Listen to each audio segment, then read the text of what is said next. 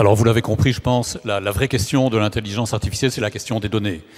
Ces données, elles sont nécessaires en grande quantité parce qu'il faut pouvoir entraîner les modèles, et donc il faut les collecter, évidemment, il faut les rassembler, et il faut évidemment les protéger et les sécuriser. Alors, c'est une chose que justement cette technique du cloud permet, ça permet d'organiser, de centraliser la sécurité des données, et enfin, je dois dire, depuis le mois de mai de cette année, nous avons vraiment un vrai cadre de protection, le règlement général sur la protection des données, qui précise comment les choses peuvent faire. Et donc, finalement, nous pouvons enfin nous avancer dans ce domaine, nous, les technologues et les utilisateurs de ces données.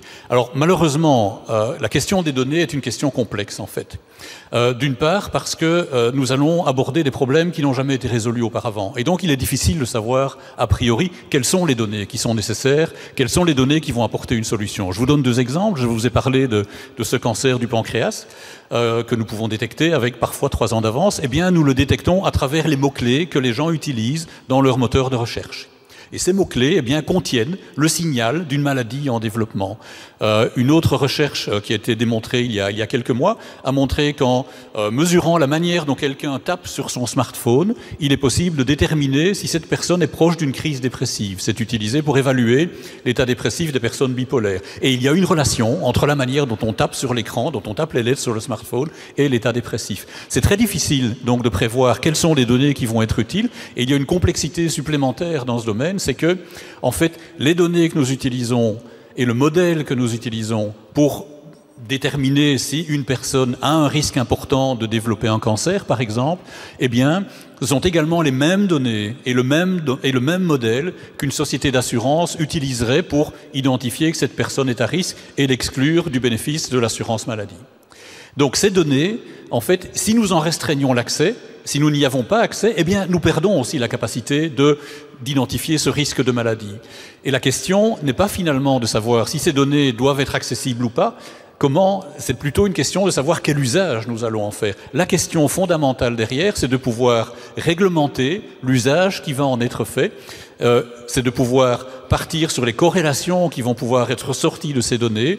Et donc, pour savoir ce qu'il y a dans les données, comment voulez-vous savoir a priori que ces traces du cancer se trouvent dans les mots-clés? Eh bien, il faut pouvoir essayer. Et donc, il y a deux situations à envisager. Une première, c'est la situation de la recherche, dans laquelle il est vraiment indispensable d'avoir accès à la plus grande quantité de données pour pouvoir mettre les modèles au point. Et puis, il y a la situation de l'exploitation du modèle. Une fois que le modèle est mis au point, une fois qu'on sait que l'intelligence artificielle fonctionne, par exemple, dans le cadre de la santé, eh bien là, il faut des règles tout à fait différentes parce que c'est vrai que, ici, nous n'allons pas accepter qu'une société d'assurance utilise ça pour exclure des gens. C'est vraiment le cœur du problème auquel nous sommes confrontés parce que les exemples désastreux qui ont été évoqués maintenant sont tout à fait réels.